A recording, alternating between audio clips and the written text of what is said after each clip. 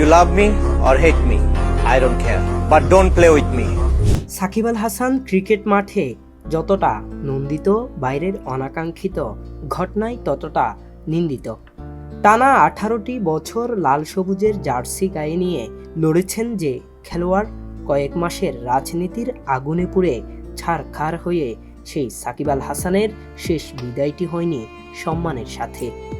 চেয়েছিলেন দেশের মাটিতে ক্রিকেটের আদি ফরম্যাটে খেলে শেষ বিদায় নিতে, কিন্তু সেই প্রত্যাশা পূরণ হলো না তার। দর্শকরাও হলো বঞ্চিত। বিশ্বের সর্বকালের অন্যতম সেরা অলরাউন্ডারকে নিয়ে থাকতে পারে নানান যুক্তি, তর্ক ও সমালোচনা, তবে তার ভক্তের সংখ্যা কম নয়। কিন্তু রাজনীতির পট পরিবর্তনের সাথে সাথে কিছুটা বিপাকেই পড়েছেন ভক্ত সাকিবিয়ানরা।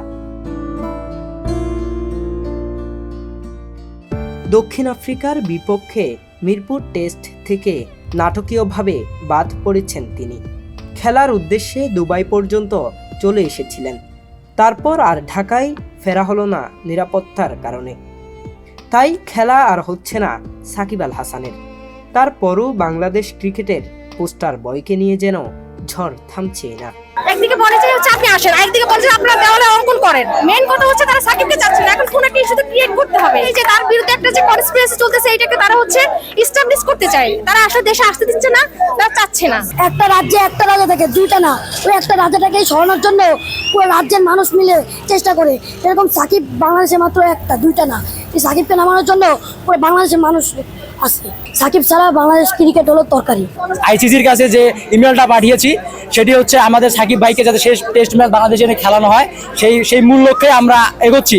এখন বলতেছে সাকিব ভাই ইমোশন কাজে লাগাইতেছে, তার সাকিব ভাই কখনো ইমোশন কাজে লাগায় না। আমরা সবাই জানি সাকিব ভাইয়ের বাহাতের এই আঙুলটা কিন্তু এরকম করতে পারে না, বাঁকা করতে পারে না, কিন্তু কখনো সে সেটা বলে না যে আমার আঙুল আমি বাঁকা করতে পারি না, তার সেই ইমোশন কখনো কাজে লাগায় নাই। ভক্তদের উদ্দেশ্যে টাইগার অধিনায়ক নাজমুল হোসেন শান্ত বলেন, সাকিব ভাইকে ছাড়া খেলা কঠিন, কিন্তু এটা আমাদের নিয়ন্ত্রণে নাই। আমরা সবাই জানি তিনি কেন আসছেন না। আর এখন যেহেতু ফেসবুকে স্ট্যাটাস দিলেই সব সমাধান হয়ে যায়, চিন্তা করছি প্রতিদিন একটা করে স্ট্যাটাস দিব। সাকিব আল হাসানকে দেশে ফিরিয়ে এনে সম্মানের সঙ্গে অবসর গ্রহণের সুযোগ দেওয়ার দাবিতে দফায় দফায় আন্দোলনে নামেন তার ভক্তরা।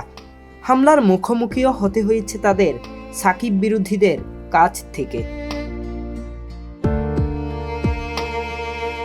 সাকিব আল হাসান ক্রিকেট ময়দানের মহারথী হলেও জীবনের কঠিন সময়ে দাঁড়িয়ে আজ তাকে ফেলতে হচ্ছে শুধুই দীর্ঘশ্বাস। প্রশ্ন এখন একটাই, দেশের মাটিতে ঠিকঠাকভাবে খেলে কি মর্যাদার সঙ্গে বিদায় নিতে পারতেন না সাকিব আল হাসান? জাহিদুল ইসলাম আরিফ, সংবাদ প্রকাশ, ঢাকা।